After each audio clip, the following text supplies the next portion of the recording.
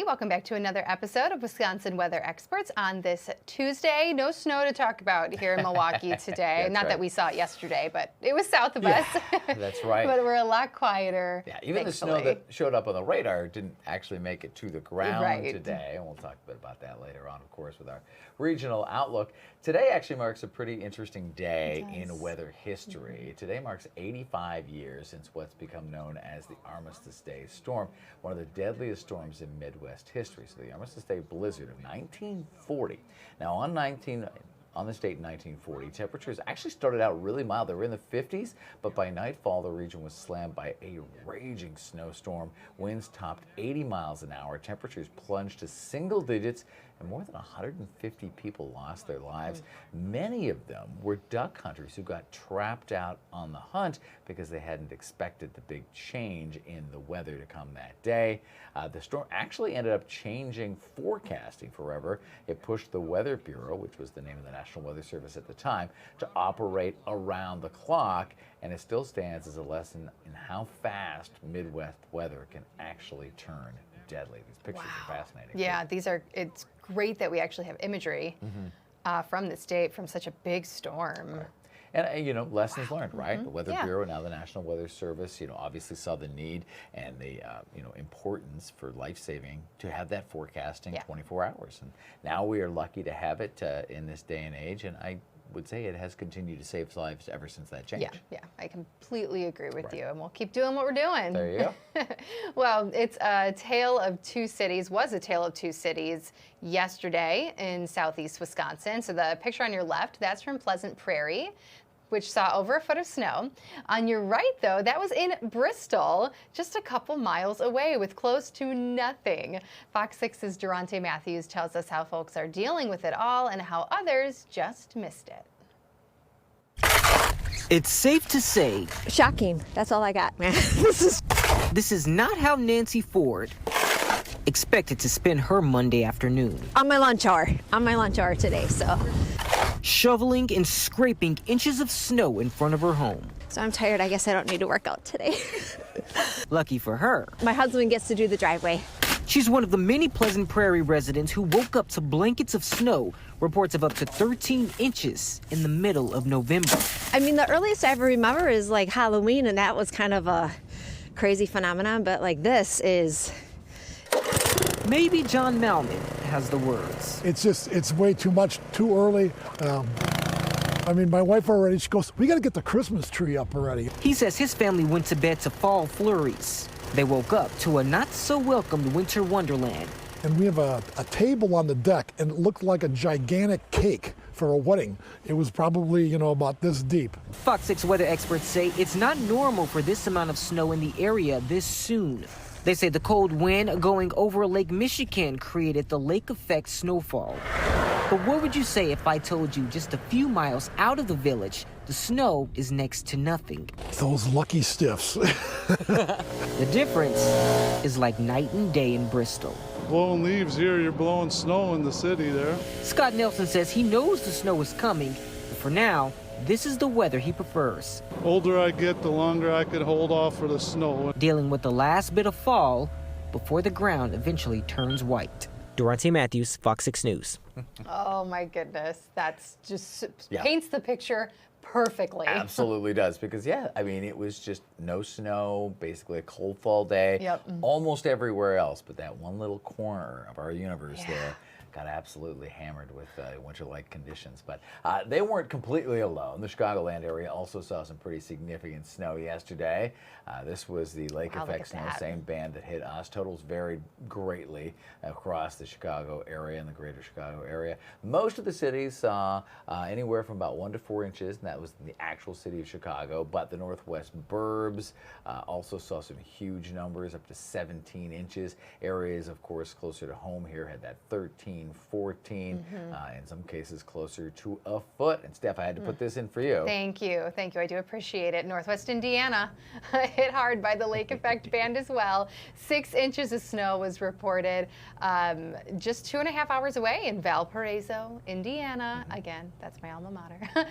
Final totals in that area were near 10 inches. Now it's interesting too, because between Northwest Indiana, and I'm sure this had to have happened a little bit in our area too, in Chicago, there was almost a little thin layer of ice too in there, which made it pretty tricky, which you'd have to think is because the ground was still, you know, a little warm. There had to have been a bit of melting initially. A little bit of melting in the initial onset there, and then of course immediately froze up and created that, that slick spot. Yeah, so bad combination there. And they got 2.5 inches, or sorry, 6 inches in just 2.5 hours. So a massive snowfall, right? And we saw that here too, with visibility being reported at near zero at times. All right, let's go to Bluefield in southwestern Virginia. Now, this wasn't the lake effect, obviously, but record daily snows for parts of that area, parts of Ohio, Kentucky, West Virginia, Carolinas. In Myrtle Beach, South Carolina, it was the earliest first flakes on record, and that goes back nearly 150 years. Yeah, it's just incredible, the taste of winter that a lot of spots are dealing with right now. And millions of Americans will get an early taste or more of that tonight, as far south as the Sunshine State, by the way. Florida citrus farmers worry the cold could ruin their crops. Fox's Asher Red is in a citrus grove in Vero Beach, Florida, with a report on how they're taking it. Some Florida citrus farmers, like Louis Schacht, are keeping a close eye on temperatures this week. Farmers watch the weather more than most people. Colder weather is great for citrus. In fact, Schacht says that's why Florida oranges are so sweet.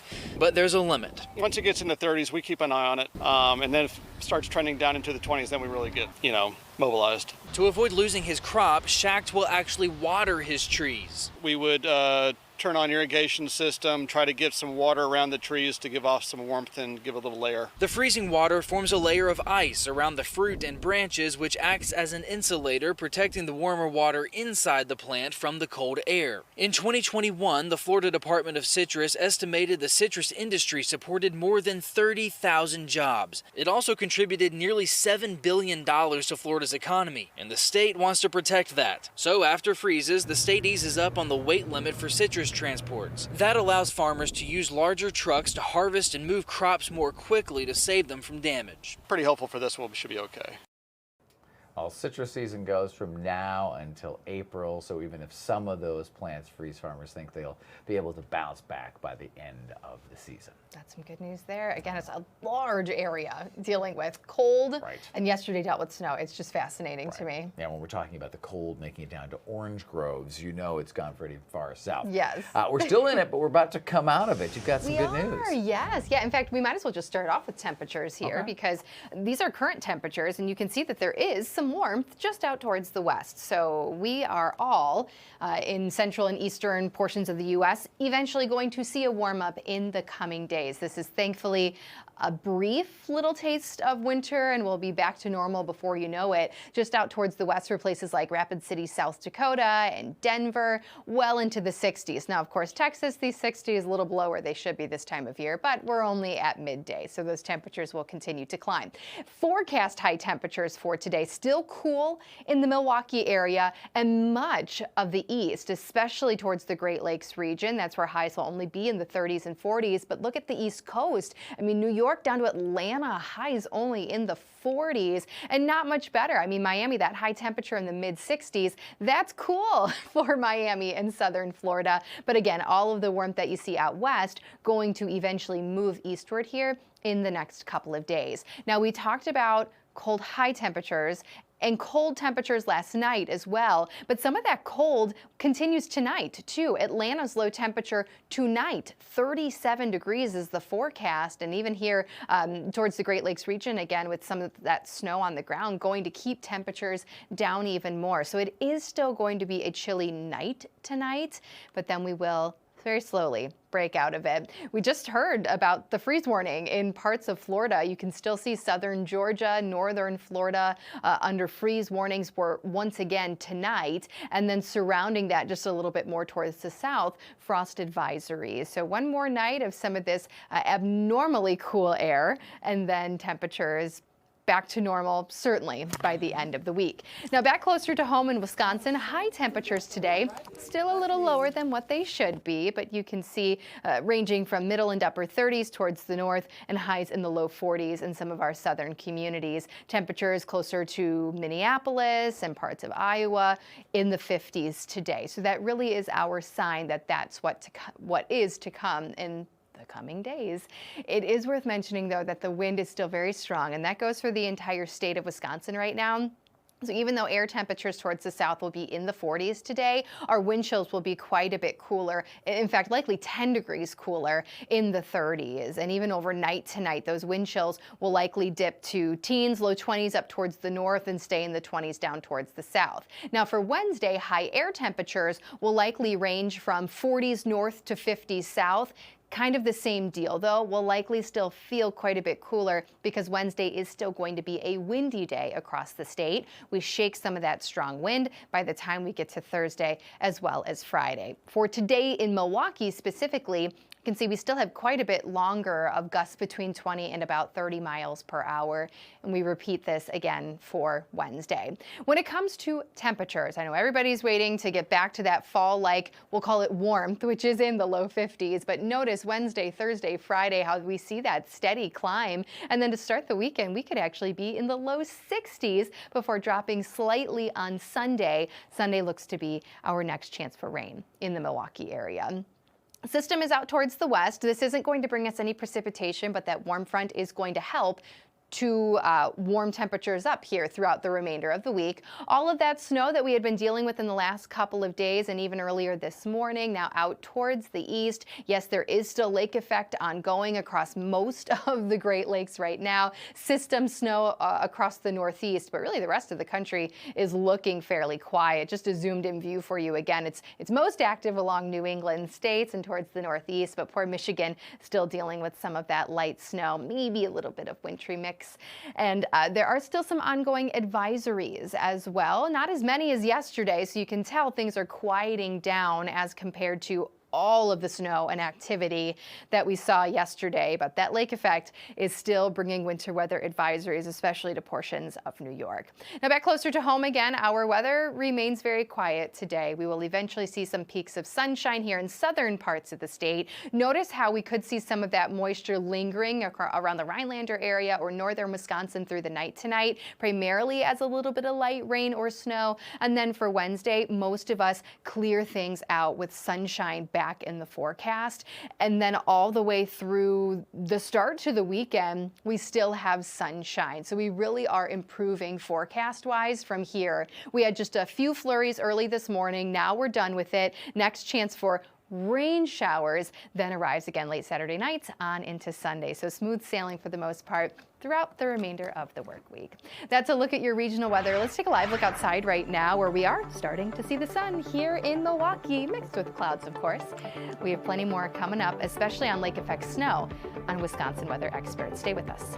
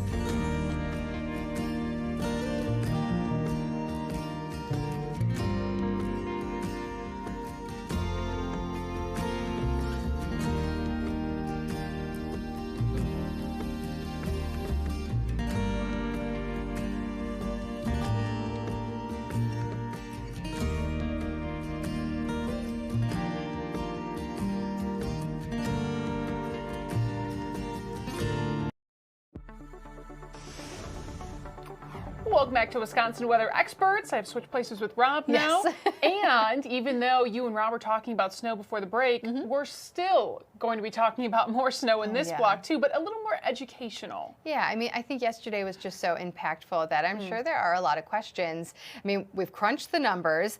Those of you in Racine and Kenosha, you have shoveled your driveways, and now it's time to look at just how the snow actually got there in the first place. And we leave that to Chief Meteorologist Tom Walks, who has a deeper look at this lake effect event.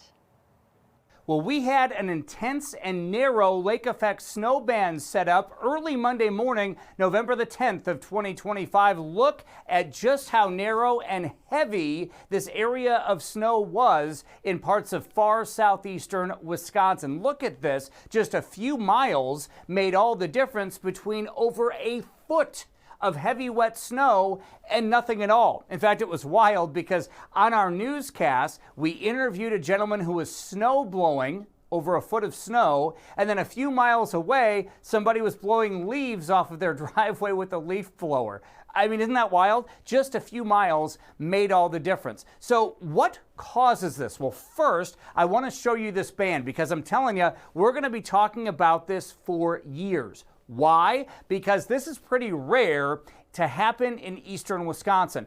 Usually you hear more about lake effect snow on the other side of the lake. Why is that? Well, here in the mid-latitudes, or in the United States, we have what are called prevailing westerlies, or prevailing westerly winds. And we know that because storms typically come in from the west, right? So usually we have a northwest or a westerly wind, and that's why you get more lake effect snow in western Michigan than in eastern Wisconsin. So this is somewhat rare. Now, you'll notice the intensity of this snow band as well. Narrow and intense as it made its way just along the shore here in parts of Racine and Kenosha counties. And again, a few miles away from this band, nothing at all. So we literally went from 0 to over 12 inches in just a few miles. Now let's talk about the science behind this here because there's a lot to break down. First things first, how does lake effect snow form? Well, several ingredients here. Number one, you need to have an unfrozen lake. All right, so that's critical. If the lake was frozen or iced over significantly, you wouldn't have moisture to pick up. Number two, you need to have the wind coming out of just the right direction. And in this case, we had the winds out of the northeast. And you'll notice it was blowing in across the large or long part of the lake. Now, the wind blowing across the lake is what we call a fetch in meteorology. And we had a long fetch blowing across here. Now, lake water temperatures were around 50 degrees Fahrenheit. It was much colder than that at 5,000 feet. Now, typically on air, we talk about temperatures in Fahrenheit, right? But behind the scenes, we're looking at it in terms of temperatures in degrees Celsius, and you need to have at least a 13-degree temperature change between the lake water and 5,000 feet to really get that lake effect snow to generate. In this case, we had a temperature difference of over 20 degrees Celsius. So there was some intense instability here, and that led to the intensity of the band.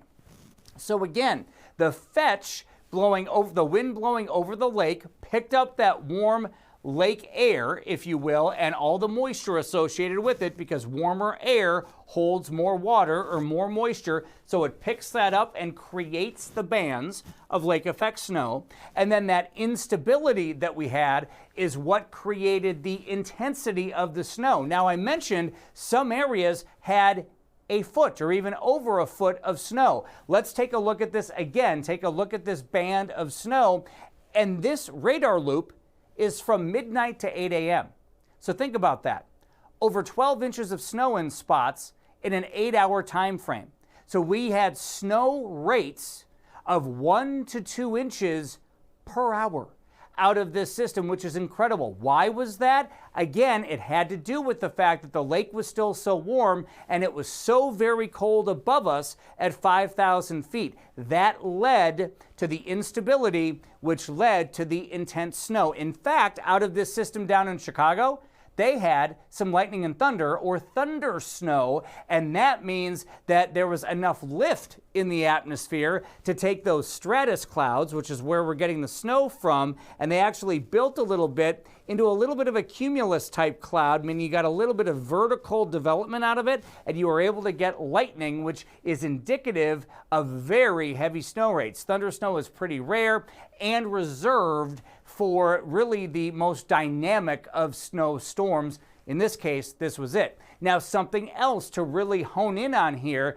Would you notice that there's no snow? In fact, it was clear in some other parts of the area as we went into the morning hours on Monday of this day. So some were sunny, while some were still getting heavy snow. But you'll notice there wasn't a storm system in the neighborhood, right? And that's a really important point. This was 100% pure lake effect snow, meaning the engine for this was driven by the ingredients that we just talked about. The wind over the lake, the unfrozen lake, the warm lake waters, the cold air above it, all of those ingredients. That's what caused this. A storm system did not cause this. The wind and the colder temperatures aloft in the warm lake water purely caused this. So if we didn't have a lake, we wouldn't have had the lake effect snow in this case. Now, if we had had another storm system and we had some of these bands develop within it, that's what we call lake enhanced snow. You can get some enhanced banding within a snowstorm as well, but in this case, nope, there was no storm system. This was 100%